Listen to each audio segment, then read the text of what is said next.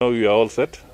Okay, good. Good morning to members of the press. Today is a critical day for us in the sense that we are here to be part of the induction that is being led by SCAC for all public enterprises in the government. This is the first team of about 400 participants, and each induction is taking a 3-day session. And as I said earlier, we have very many public enterprises. So this is the first team. So in the next 12 or so days, this team led by the chairman, Mr. Philip, and the secretary, Mr. Indimuli, and the board members, they'll be leading a program to induct all the newly appointed board members and CEOs of various state bodies on matters of governance. So, and they are working in conjunction with the Institute of Chartered Secretaries. So it is a very critical thing because public enterprises command a lot of resources within this country, and therefore the board members need to familiarize with themselves with the operations of their entities and what is expected of them. So this is a very important occasion on that score. Yesterday, the President of the Republic released the performance contracts results for the years 2021-2022. And this, in a way, is a sequel or continuation of that process. Because when the President spoke, he was very emphatic that he has a contract with the people of Kenya.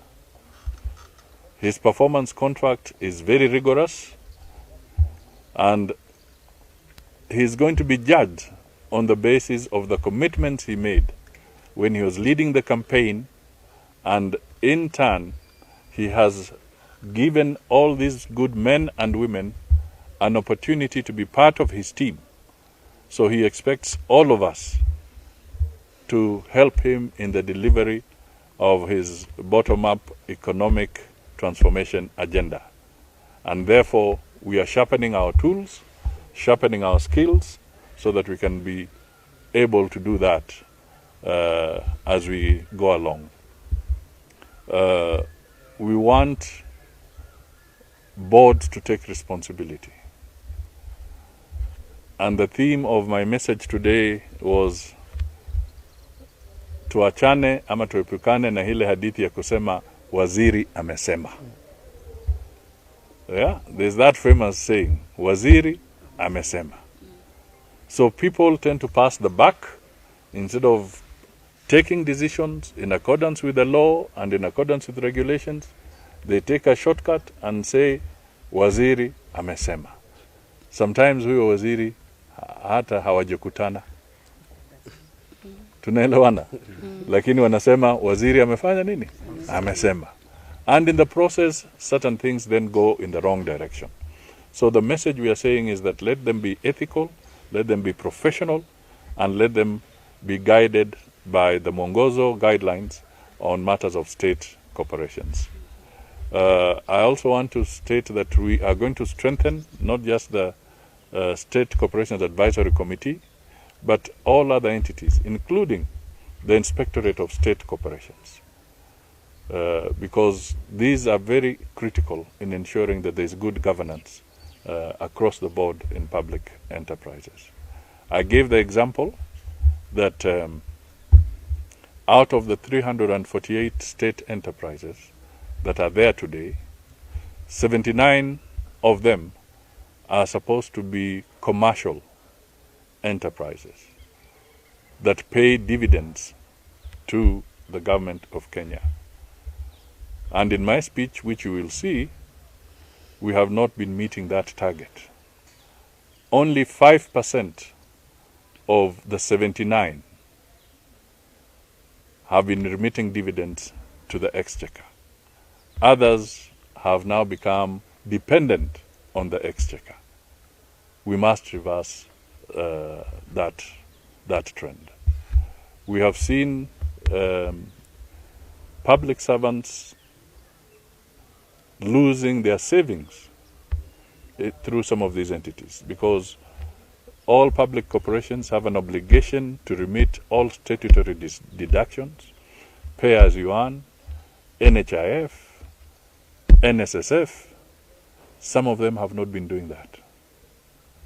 And and even where employees have contributed to their various circles within that enterprise, you find that some of those entities have dipped into those savings, and you wake up one morning, it's a rainy day for you, maybe school fees, maybe medical problems.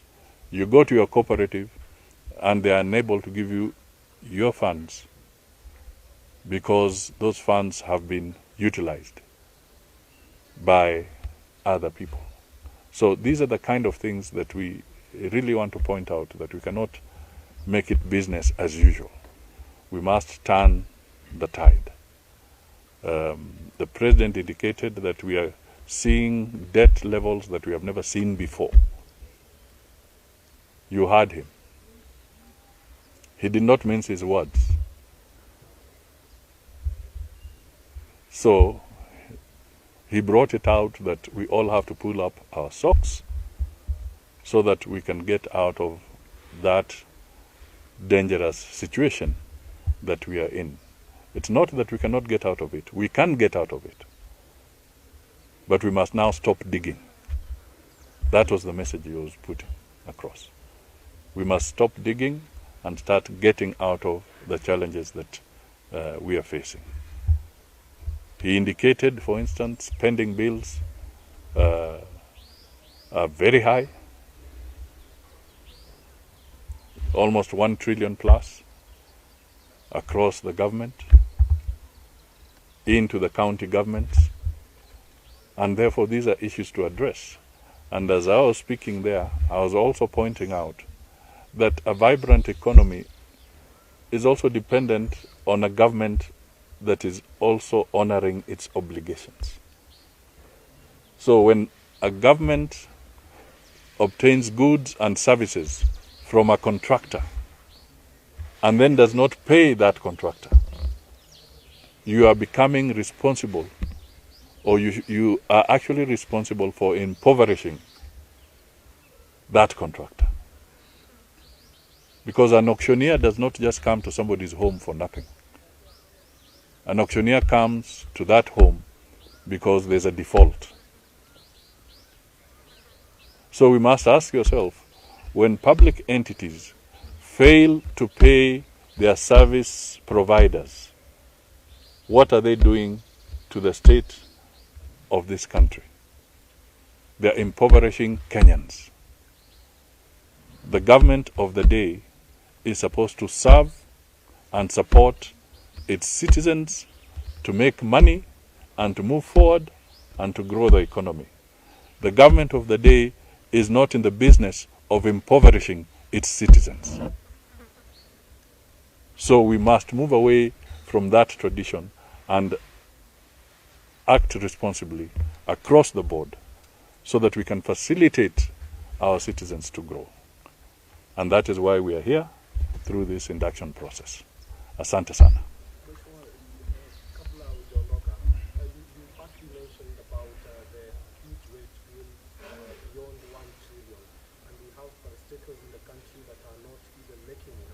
It was not the wage bill.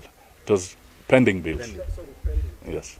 So in the same regard, do you find that it is time that we reduce some of these bodies so that we can reduce this burden on the common mwananchi? It is inevitable that somewhere along the line, as government, we must rationalize. Because are we duplicating? Are some of the entities actually duplicating functions? But that is something that must be done professionally and systematically, and then we can pronounce ourselves to the Kenyans as we go ahead. But clearly, when I spoke to the PSS a few weeks ago, I think you captured it. One of the things that we said is that we also need to make sure that we are doing an audit of our skill sets and our performance and the entities, because you may find that there is excessive duplication in certain areas where, if we worked smart, we can find fewer institutions undertaking some of these challenges. So this is something that must be done rationally, professionally, and in accordance with the law. But it is a very, very serious issue, not just within public entities, but even within government itself. We need to rationalize that. And I gave an edict to the permanent secretaries to clearly look at their respective departments, state departments, and see where there is duplication and where there could be some synergy which can be put together so that we bring efficiency to the table. My final question, we only have 7 years to the Vision 2030, and if God grants you the 2 terms, you will still be in service to the public in regard to the. Do you see a scenario where we shall be able to achieve maximum the goals that we wanted to in the remaining time, 7 years? Clearly, we will have to do an audit, and that process, in my view, has already started systematically, because within 7 years, we have to, first of all, take an audit out of the programs that we set out to achieve within the Vision 2030. What has been achieved? What can realistically be achieved in the remaining 7 years? And what may have to be carried forward? These are issues that we will have to undertake. And obviously, right now, the experts in government and these institutions have started thinking about 2063, when Kenya will be 100 years old. So that process has started. It may not be visible openly, but it is being done professionally by various departments, particularly spearheaded by the Department of Planning. That is really their core aspect, to start the preparation and an analysis and an audit of where we are since Vision 2030 was launched and what we need to do. In some instances, the priorities may vary as we go ahead. Thank you. Thank you very much. Yes. On the issue of the pending bills, the 1 trillion pending bills, do you have any plans of the government that offsetting those bills and of the state corporations that are not performing? Maybe what actions do you plan? First of all, on the pending bills, I know for a fact that a committee was set up and it took stock of all these bills and it made certain recommendations. But it also calls for an audit, because as much as we may talk of the figure of about 1 trillion plus, we also have to go through a verification exercise. How much of that is genuine? And how much of it is inflated or concocted? Yeah. So those details must come out. All right. But on the figure, it's there. Now, apart from that, we also have the challenge of court cases where awards have been made. You know, so it's quite a challenge. Yeah, I'm talking professionally, but this is from a political perspective. When you see people walking in the streets and sometimes shouting, in all sincerity, do you think that the government of Kenya could have accumulated bills of 1 trillion from August last year to this time? Is it possible? So we are carrying a skunk from another, if I may use that word. We are carrying a skunk from somewhere else. Because it's not a bill that has accumulated in the last 6 months. Yeah? It's an accumulation of either commissions or negligence or omissions, and it has now blossomed. Yeah? It is now full blown. So we need to find a way of treating it, and it has to be done professionally. All right? When we talk of the public debt that we are grappling with, on a serious note, has this government executed any external bill at this point in time? No. They have not. All right? Apart from programs where you're talking with the normal World Bank or the normal IMF partners and the other development partners, where maybe certain commitments have been made over time, you cannot say that this government has gone and already signed huge commitments. This is the famous story of the person in the street shouting thief as he runs away, when in actual fact he's the guy. He's the fault guy. But he specializes in running in the streets and saying thief, thief, thief. So we have a country to build. We want to move forward. And we have said, I've given you that perspective, but it's not about the end game. It's not about the blame game. Rather, it's about the end game. And for us now, what we must focus on as a nation, because we were voted in, is to repair the damage and then move forward with more progressive approaches.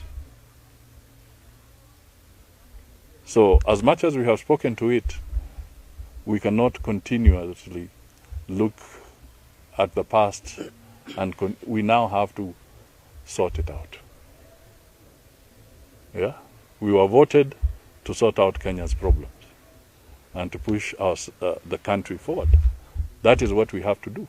That is the business we have to do. The only thing I was trying to say, but please put it in perspective as members of the media. You know you are very important.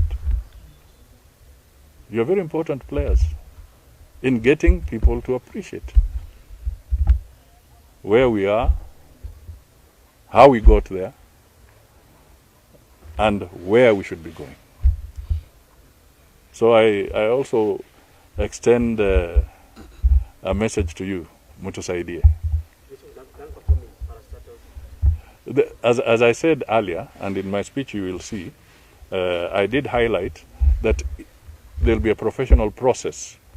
There will be a professional process of evaluating who are the non-performers and who are performers, and then corrective action will be taken. Asante. We'll share the speech. Thank you so much. Asante. Thank you. Asante sana. Asante. Thank you. Asante sana. It's good. Okay. Yeah.